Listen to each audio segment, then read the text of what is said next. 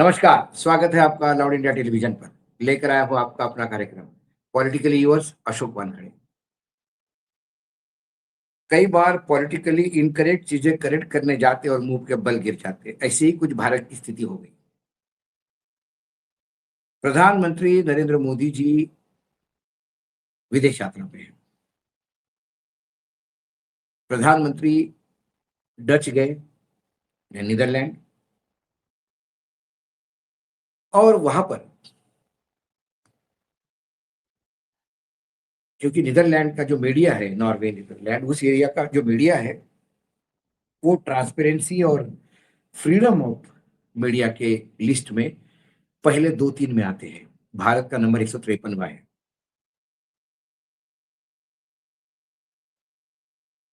तो हुआ यूँ कि वहाँ के मीडिया ने वहाँ के प्रधानमंत्री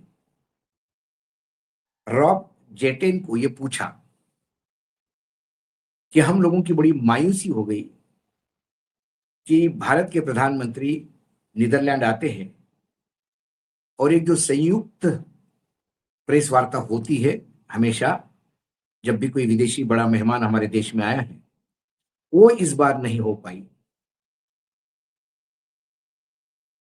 हम जानना चाहते हैं कि प्रधानमंत्री जो भारत के आए उसके साथ आपकी क्या बातचीत हुई?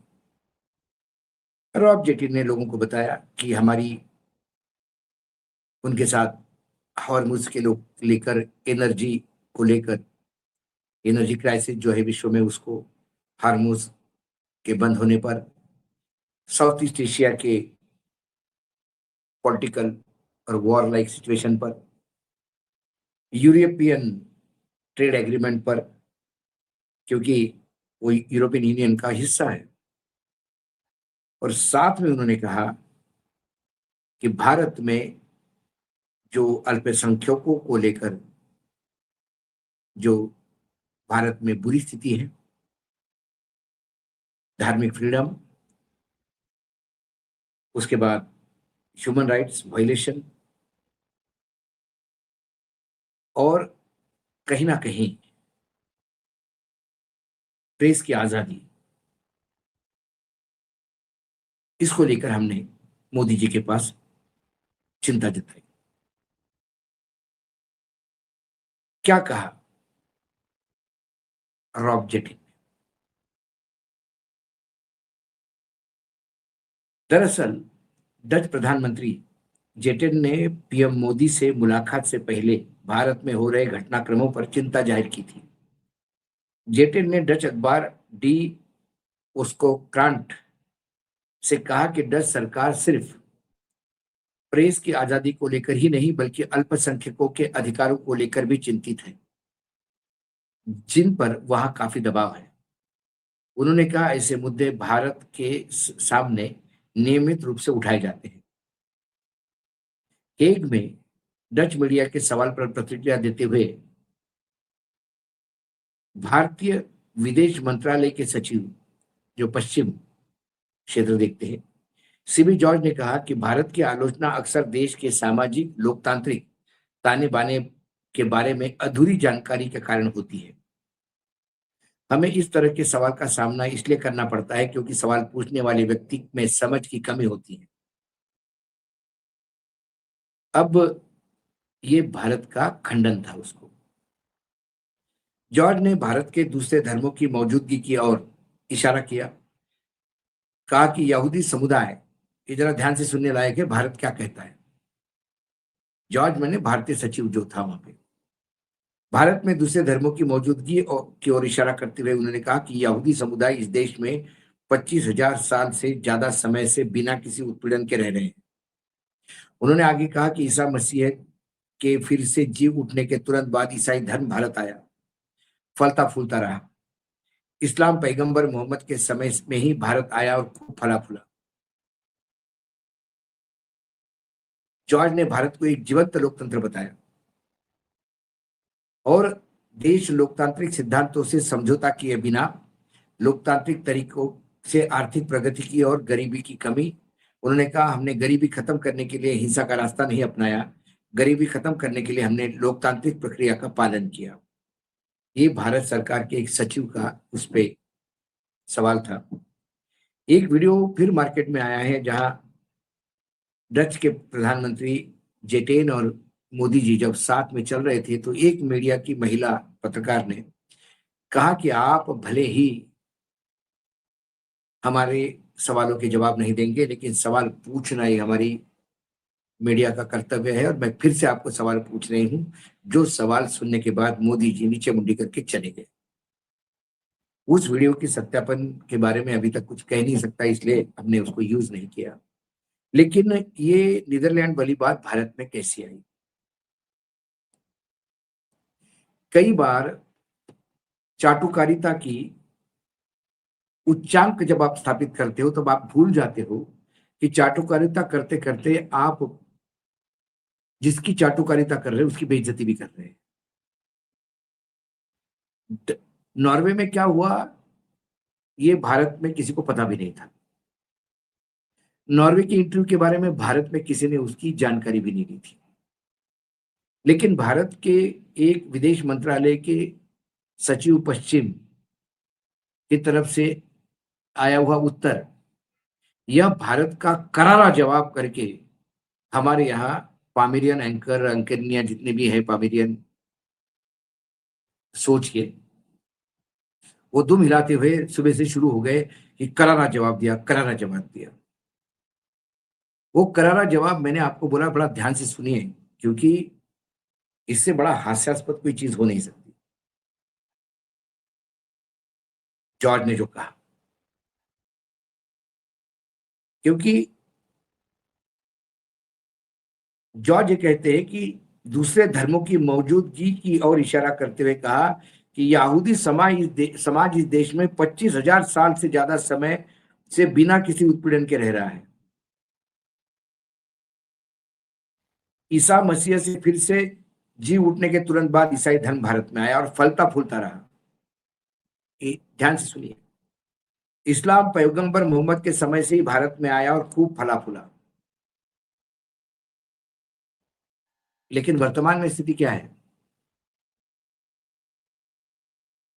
यदि ईरान अमेरिका युद्ध में F-35 गिरता है तो पेंटागन की रिएक्शन आने के पहले हम लोग हमारे कार्यक्रमों में वो दिखाते हैं, क्योंकि CNN के तरफ से चीजें सामने आती हैं। लेकिन जो सबसे बड़ा प्रॉब्लम यह है, क्या भारत में जो कुछ हो रहा है वो दिखाई नहीं दे रहा होगा? मुझे रिपोर्टिंग करते करते 30-35 साल हो गए। मैंने 10 साल की उम्र में जब मैं सैनिक स्कूल सतारा गया, वहां मुझे समझ में आ गया कि क्रिसमस भी होता है और सांता क्लॉज भी होता है, क्योंकि मैं यवतमाळ जिले के बहुत ग्रामीण जिला है वहां से आता हूँ, एक छोटे से गांव से। तो वहां ये क्रिसमस न्यू ईयर कुछ चीजें थी नहीं। लेकिन तब से लेके पिछले क्रिसमस तक मैंने पूरे विश्व में क्रिसमस मनते हुए देखा। सभी समुदाय के लोग क्रिसमस बड़े धूमधाम से मनाते हैं, वो देखा। लेकिन पहली बार 2025 में क्रिसमस के समय मस्जिदों के बाहर या चर्च के बाहर हनुमान चालीसा का पाठ करना, जिन मॉल में न्यू ईयर के लिए पूरा सजा के रखा है वहां तोड़फोड़ करना, स्कूल के बच्चे जब कोई सेलिब्रेट करते सेंटा क्लॉज को, उनके कपड़े, उस सेंटा क्लॉज के कपड़े उतरवा के उनको धमकी देना। दो नर्स, नन, सॉरी नन, दो छत्तीसगढ़ में रेलवे स्टेशन से पुलिस उठा के ले गई।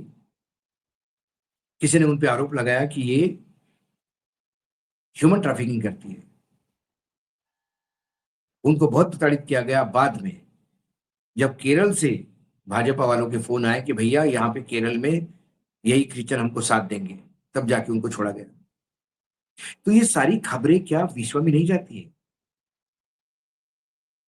जो उधम मचाया है ये तथाकथित सनातनियों ने क्रिसमस के समय, उसका रिएक्शन ये हुआ कि अमेरिका में एक रेडिकल ग्रुप है, उन्होंने कहा कि ये हनुमान जी की मूर्ति, वो कहते monkey headed god so called, put that statue in your country, not in our country. We are Christian country, ये स्टेटमेंट दे दिया गया।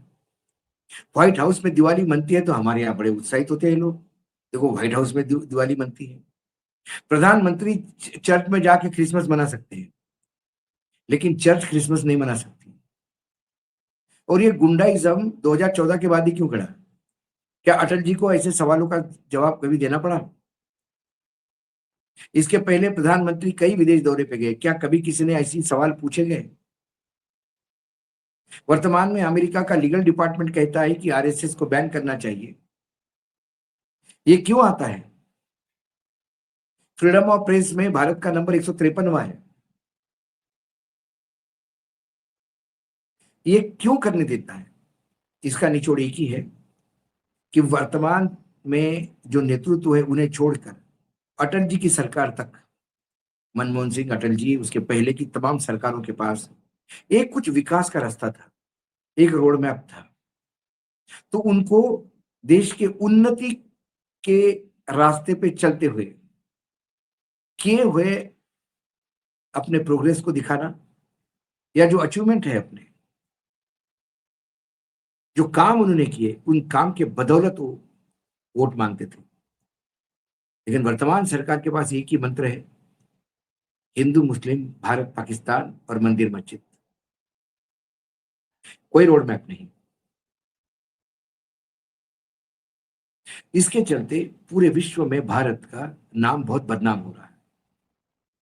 हम हमेशा कहते हैं कि जो उधम तुम आप भारत में मचा रहे हो, उसका भुगतान विदेश में रह रहे भारतीयों को करना होगा, और करना पड़ता है। कुल मिलाकर जो भी उधम अभी अभी भी चल ही रहा है। हाल ही में नवजुवात के जिहाद के नाम पे एक होटल में घुस के एक मुस्लिम युवक को भोपाल में इतना बुरी तरह से पीटा गया, पुलिस ने उसी को अरेस्ट कर लिया क्योंकि तू मोबाइल चोर का कोई 10 साल पुराना केस है तेरे पे, मोबाइल चोरी का। और जो मारने वाले वो अपने आप को बजरंग दल के कहते थे, हिंदू विश्व हिंदू परिषद के कहते थे, लेकिन पुलिस ने कहा कि उनसे इनका कोई लेना देना नहीं। तो फिर ये गुंडे कौन है? मोहन यादव की सरकार में ये गुंडे पनप क्यों रहे हैं?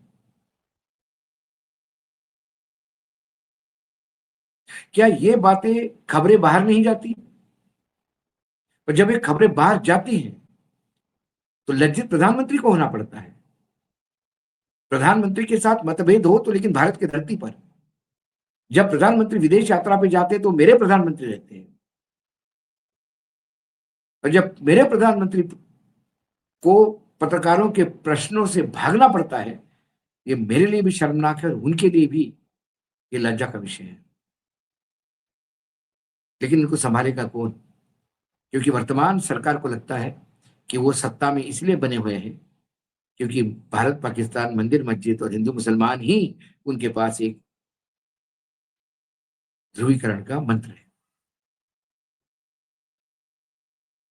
पॉलिटिकल यूनिवर्स में इतना ही, फिर आता हूं किसी विषय के साथ, तब तक के लिए नमस्कार। देखते रहिएगा लाउड इंडिया टीवी।